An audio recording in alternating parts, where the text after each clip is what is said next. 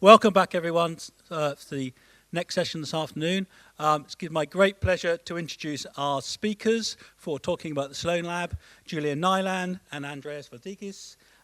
Julianne is the principal investigator for the Sloane Lab project. She is chair of humanities, data science and methodology at TU Darmstadt in Germany, and is still a part-time professor of digital humanities at the University College London. And Andreas is Associate Professor of Information Science at the University College London's Department of Information Studies, and he teaches information science, technology, and natural language processing. I've known these people for a very long time, but I've never had to actually read out what they actually do. So I'll pass over to them, and I'll come back to you and chair the question and answer session later.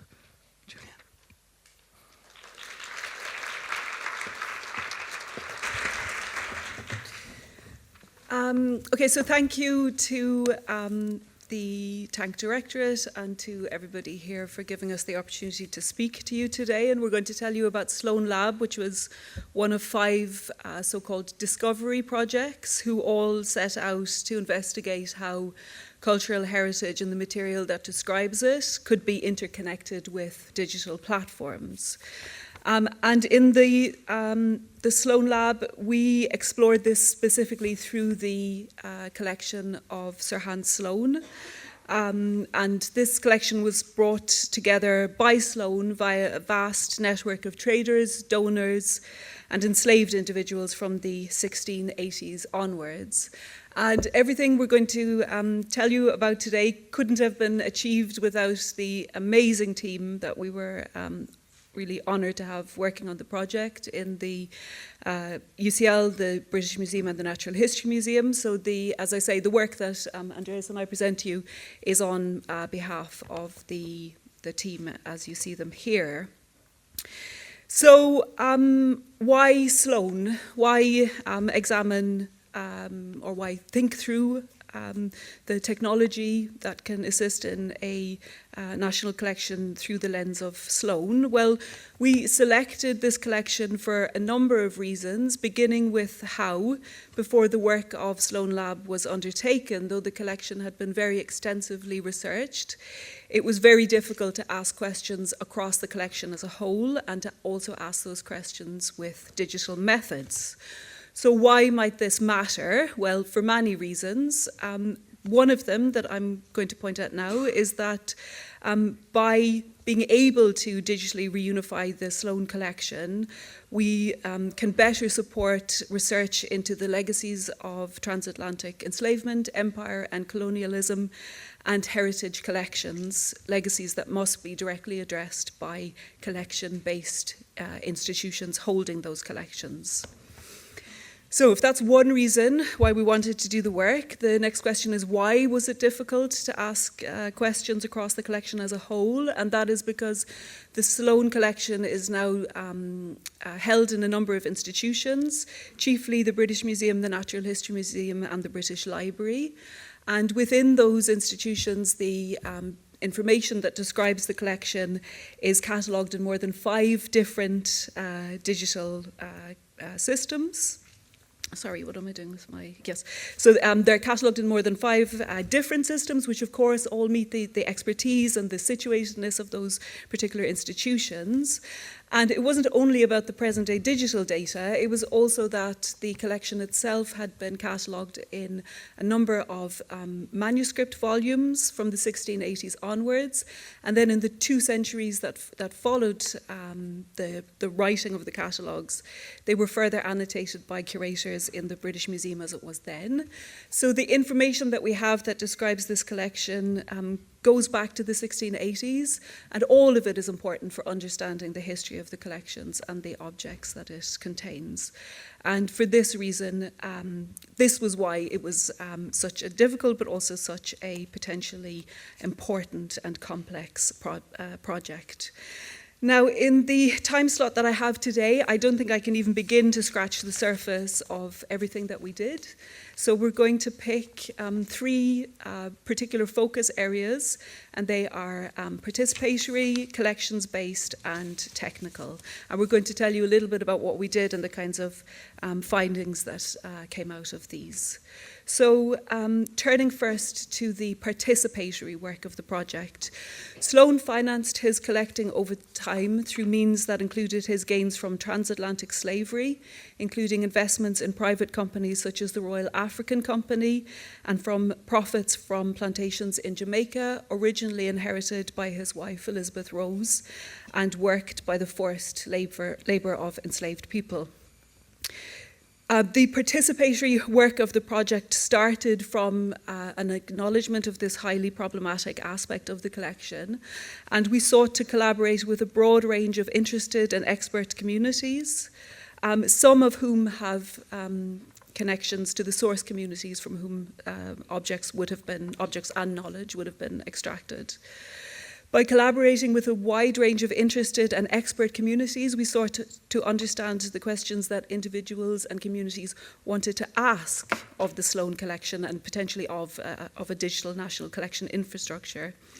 And we sought to respond to this in our technical work. Along with the co-creation of this knowledge, we've also devised instruments and protocols for working with diverse communities, which can be used by other heritage institutions and researchers across the UK and internationally, to work with communities to transform knowledge about unified collections. Another really crucial, so during this gives you a sense of the huge number of outreach consultations that we engaged in during this work. And so this work with communities substantially shaped the kind of technical design that we brought then to the Sloane Lab project. Another very important aspect of the participatory work was our Community Fellows programme. So this programme brought new voices and new expertise into Sloane Lab. I'm showing you some of the images of our fellows and with titles of the projects they worked on. So they worked on a range of projects, including projects that addressed multivocality, decentralising archival systems, Black life in the Sloane collections, women in Sloane's Paper Museum, and more. And given the history of Sloane's collection, our aspiration was to have invite 50% of the fellows to be from global majority populations, and in the end 6 of our 11 fellows were from this background. So what came out of this participatory work? I think it demonstrated that the sustained engagement of communities of practice and interest can really transform knowledge about digital heritage technologies, resulting in new ways to support individuals and diverse communities of interest to search, to use, to visualize, and to transform museum records and historical collections. And I'll also mention the touring exhibition that was led by the British Museum in collaboration with Sloane Lab. The exhibition was called For the Curious and Interested. It visited museums in Down County in Northern Ireland and Ceredigion Museum in Aberystwyth. The title of the exhibition was For the Curious and Interested, and it explored themes around collecting practices in the 17th and 18th centuries. And crucially, these exhibitions were co-created with partner museums and their local communities. And so through some 25 objects that were selected from across the British Museum, the Natural History Museum and the British Library, communities local to Wales and Down County were invited to engage with histories and legacies of the collection in new ways. Within organisations, I'll mention briefly, Sloane Lab also had clear implications for the future work of the British Museum and the Natural History Museum and other partners as they develop their long-term strategies for digital collections. For the British Museum and the Natural History Museum, it enabled new work on one of their founding collections to be undertaken in a way that would be impossible without the funding that Tank had provided. And the generation of new data and the integration integration of data has permitted new ways of analysing the collections and already yielded new insights. So, for example, work on Sloane's botanical collections has allowed a precise estimate of its scale for the first time, and it's demonstrated unequivocally the close correlation between patterns of collecting, trade, and colonial endeavours of the period. Critically, re-examining the British Museum's history and the history of the Sloane collection is a key priority for that organisation. And the Sloane Lab's focus on how to work with people from beyond the academic and the museum sector, and the clear focus of directly challenging those complex and highly problematic aspects of the collections has, I understand, has been of great benefit to the British Museum. So, considering these findings in the aggregate, to say briefly for collections-based research, our Sloane Lab research has resulted in new paradigms for collection-based organisations who work with challenging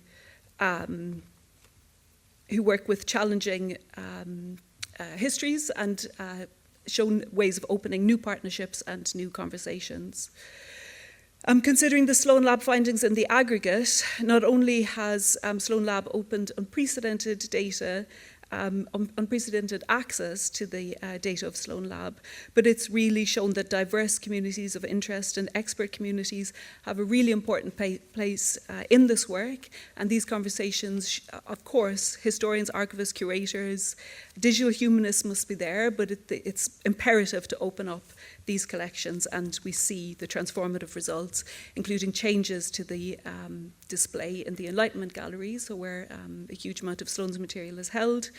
So we see not only the digital and the real world connecting with one another to inform collection development and to inform exhibition development, but then these impulses and creativity returning to the museum itself to influence the physical exhibition. So now I'm going to hand over shortly to my colleague Andreas Flahidas, who's going to give you more of a focused look at some of the technical work that we've been doing and what this has given rise to in the Sloane Lab knowledge base. So the URL is here on the screen. The knowledge base is now live, and so please do look at it and investigate it. And basically, the Sloane Lab knowledge base holds all of the data that's been collected and enriched and organised and unified by Sloane Lab. And through the knowledge base, users can search, browse, conduct advanced queries, produce visualizations, and especially consider data relating to people, places, objects, and relationships. And the knowledge base makes possible the linking of the historical catalogues to the present day records. So with this, Andreas, I'm going to hand over to you. Thank you. Right.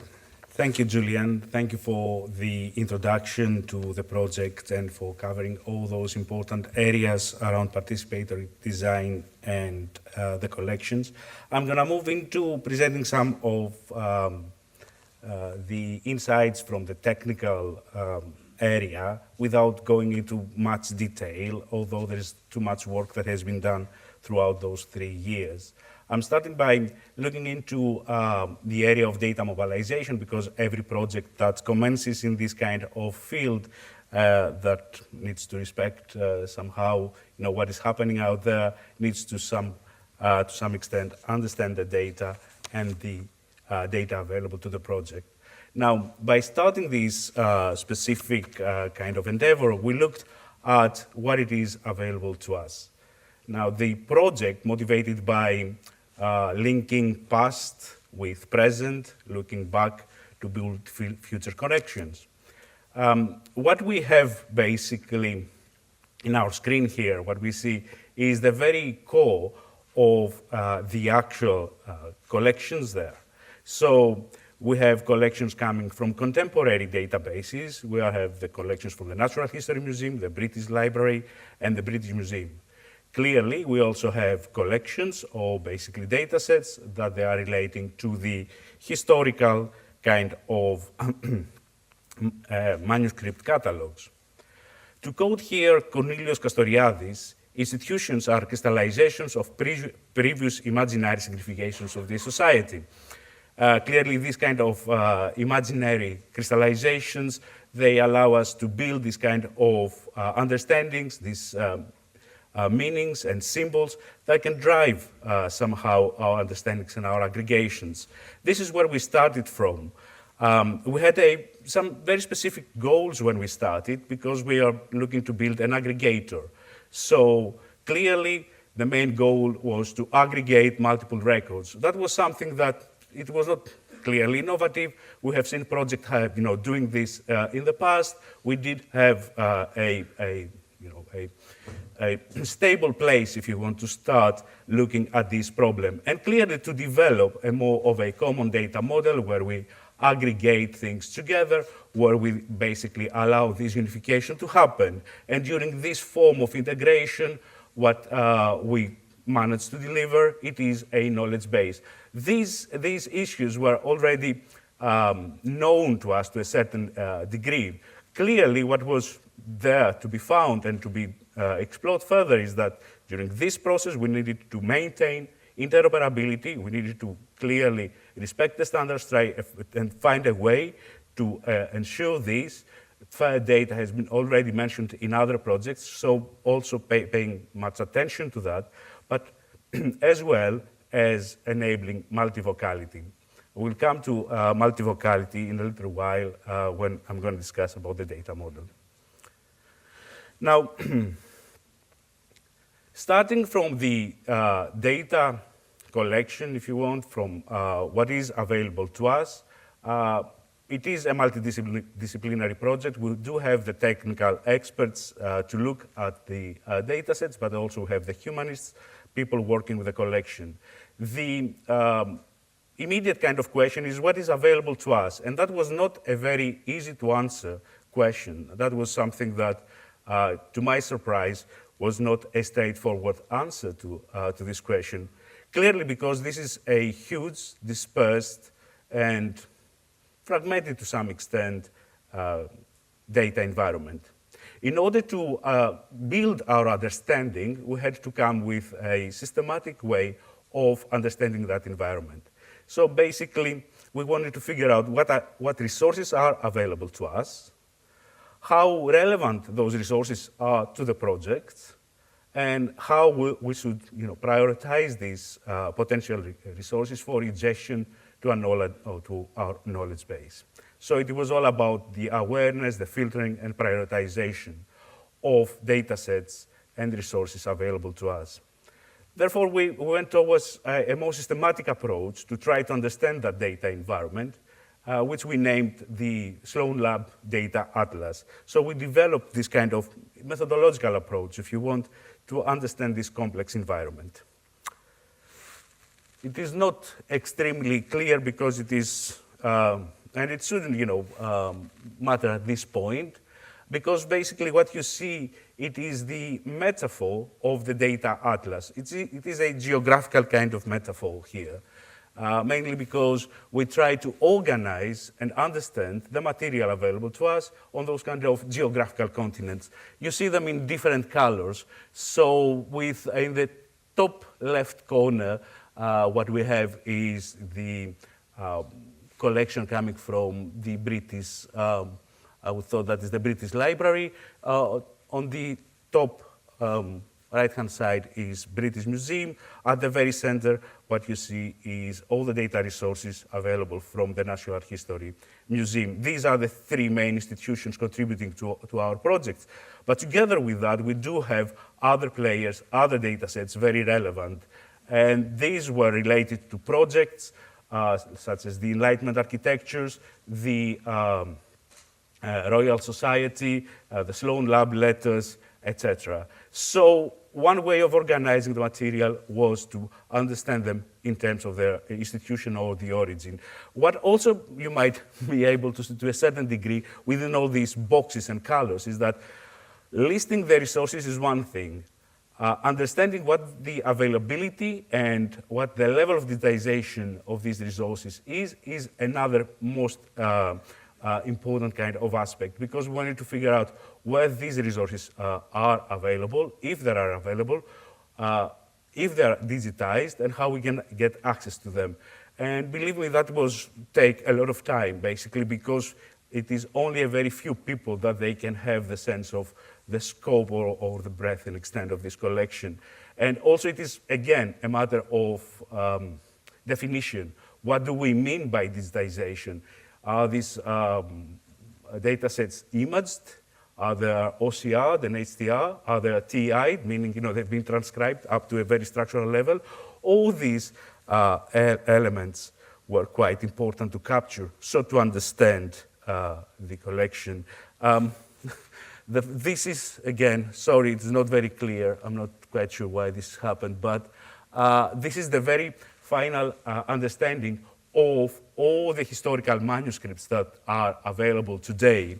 And it was very important to look at these specific collection, if you want, and the project has also re-enumerated this collection. It was very important for people delivering if you want, the curational practice around the collection.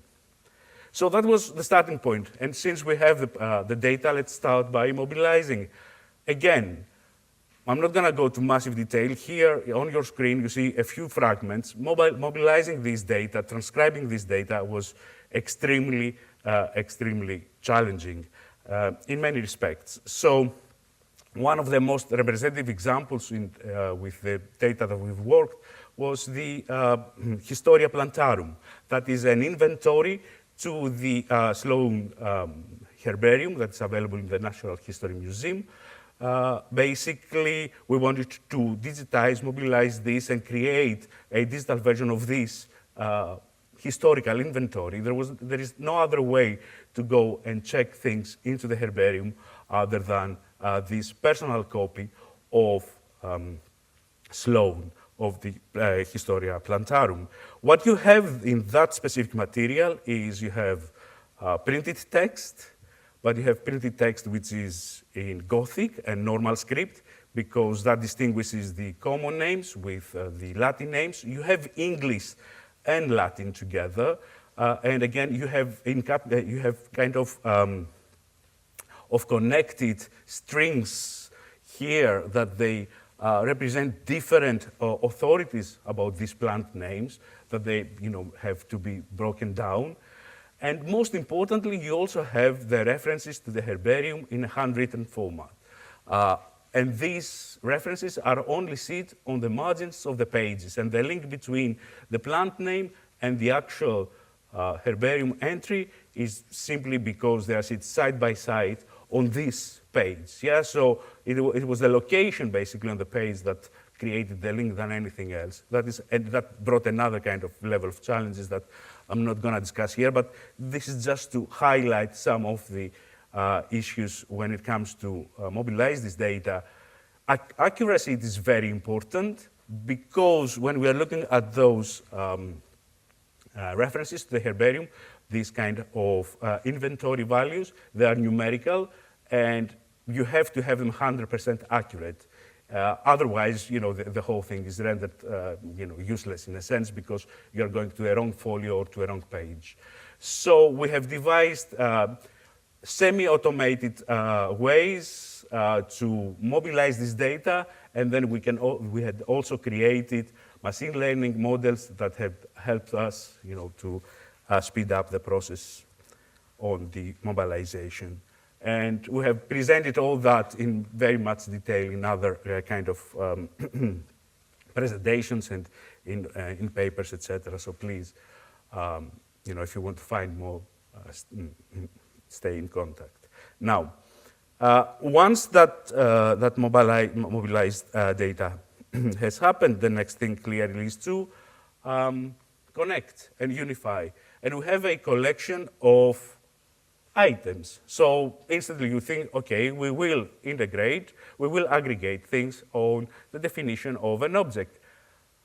Well, today I think it has been made quite clear from different discussions that if you deal with humanities data, then you can deal with all kind of data available because humanities data is hard. And this is the example here. We can see basically from this simple piece of text that a piece of 8 reals covered with asteroids and reddish crust or sediment of the sea is given to Sloane from Mr. Roberts. So to unpack all that, it is quite a task. Clearly, we have found this entry in the catalogue of corals. So you would thought that this item is a coral, but it is not. It is a coin that is covered with some seabed material, some coral material. So is it a coin or a coral? And again, who is this mysterious Mr. Roberts? That I would come to this kind of ambiguities later on. So we had to find and devise a way of aggregating, uniting the collection, bearing in mind that these ambiguities are very real and very, very much apparent within the collection. The way to address this problem was that we looked into defining a data model and a data aggregation that put at the focus of unification the information object, i.e. the record. Hence, we discussed a lot about metadata. So it is the metadata record that is unified, and basically the information object about this record than the object itself. Here, we see a little bit of example, and sorry if that gets to be quite technical. It is the only diagram that you could see here. But strictly speaking, we do need standards, and CIDOC-CRM is one of the most commonly used standards out there. So we adopted CIDOC-CRM as our general model. But clearly, we had to extend the model to enable multivocality, to enable this kind of different views, these ambiguities that exist in our data sets. So we have started our integration and unification by looking at information objects, which are about a physical object, but clearly we have extended with semantics like a catalog item, an entry can be specifically about, and then you can give it a type, so you can maintain this kind of dual view about this specific item that can be either a coral or a coin. And again, we extended the CIDOC-CRM with a range of semantics to allow us basically to link past and present. And here is a kind of an elaborate view of this connection, of this connected environment. That is a screenshot taken from our knowledge base. And you can see that it is all about connecting the information objects with a physical object. And perhaps it might be shown somewhere there is a specific entity that we have extended, or it is based on the same as kind of property. So we're talking about two objects that are same as, but in our case, they are believed to be the same, because we can never be 100% sure until we go and basically match the two records that they are the same. So we do connect past and present via the semantics of our knowledge base. When I was on holiday this summer in Spain, somewhere in Barcelona, in a museum, I came across this. It comes from Antoni Gaudí. True form is born from the structure itself. So our structure, pretty much, is this kind of triple stores. We do talk about these knowledge graphs. We do talk a lot about this kind of semantic technologies. This is, the structure that we mobilize. We work with humanities data the last, perhaps, decades, 2 decades maybe, around that, 10, 50 years at least. But what is the form? What is basically what we end up delivering? So we do deliver our knowledge base. Our knowledge base as it stands today in numbers, and then Julian has also mentioned the URL that is available for you to access. It has ingested 22 data sets, 1.5 million triples, and then you can see in numbers the information objects, the physical objects that are there, people, places, etc. What this form allows us to do, beyond the simple keyword search, which is basically the Google search as we know it, it allows us to do more structured searches around, basically by querying and interrogating the graph, but also through enrichment to go and see additional kind of information via the linked data. So we do play with this kind of fair data environment. We can enrich our data. We can then provide graph views, and most importantly, we can also enable more elaborate searches through Sparkle endpoints and viewing the graphs by statement views. This is what the knowledge base actually drives. But why this is important? Because together with the ability or the capacity to drive this kind of data-driven searches. 1 minute, okay, sorry, I thought it's gonna go quickly. Couple of slides. We can also deliver visualizations. So here is a dashboard of visualizations available to the user. Visualizations about people, about places, about objects, about data sets ingested, etc. In terms of the data inquiry and absences, we've managed through this dashboard and query of data to identify the absences and ambiguities within the data set. So we do have many different types of absences about people, about places, about objects. We have absences about people who are mentioned but their identities are unknown, people who are not mentioned at all, or places that they are mentioned in very vague terms. And again, as I've explained earlier on, some of the ambiguities around objects. The knowledge base gave us the option and the opportunity to work with these absences, to quantify them, to classify their status. In green, you see things that have been connected between past and present, but also with yellow, some of those items that we believe that they might be connected, but we're not 100% sure. And also, it gave us the option to compare between catalogs and to investigate the objects and their ambiguities. Provenances of places as they've been projected on a map, and provenances of people as these became available. I'm going to conclude here, and I'm going to ask Julian to come in to conclude. So clearly with people who have over 2,700 people, but only 70 of these references refer to individual women and 30 references to enslaved people. Okay, so JD has given me, I think, 35 seconds to 25 seconds. All right, so I'm going straight to very compressed recommendations. And so I guess our chief recommendation is that the work of building digital heritage platforms, infrastructures and resources should be understood as a techno-participatory encounter. And when we understand it in this way, when we invite broad, interested and expert communities to co-create this work, then we open the possibility of designing digital resources that don't limit the public to interacting with them as librarians, archivists, curators and digital humanists set out. For all of this, for all of the emphasis that we put on participatory collaborations, we think this is something to really needs to be paid attention to in a kind of a future tank or in the next iteration of this research, because the short-term nature of these funding projects can mean that these relationships can risk becoming extractive or extractative. And so this is something that needs very careful consideration moving forward to ensure that those relationships are really honoured and acknowledged over the longer term.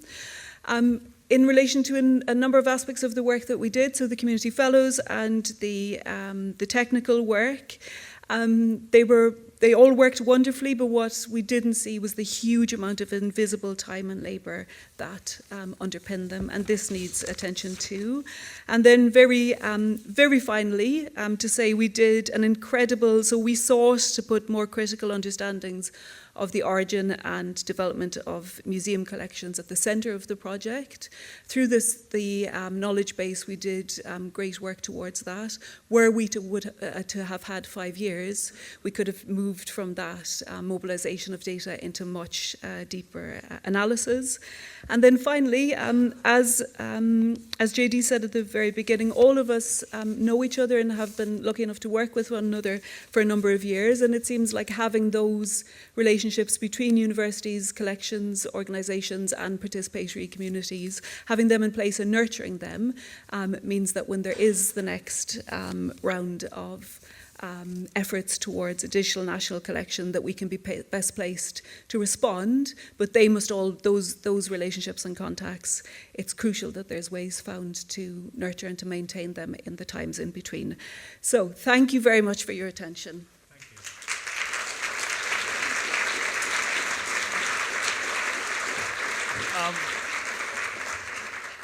Big thank you to both our speakers.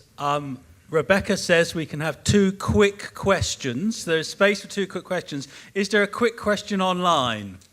The question is, knowing who Sloane was and the trauma that he caused in his business and scientific endeavors, what did you do to protect your global majority researchers and participants from harm?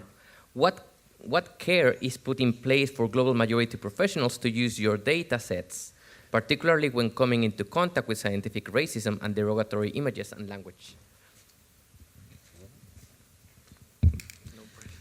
So I think this has been sort of a huge aspect of the learning of the project. So we can talk about very practical things that we've put in place.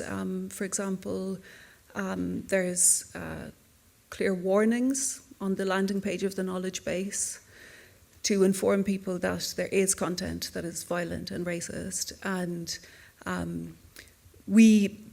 so the writing of this text was part of the co-creation work of Sloane Lab.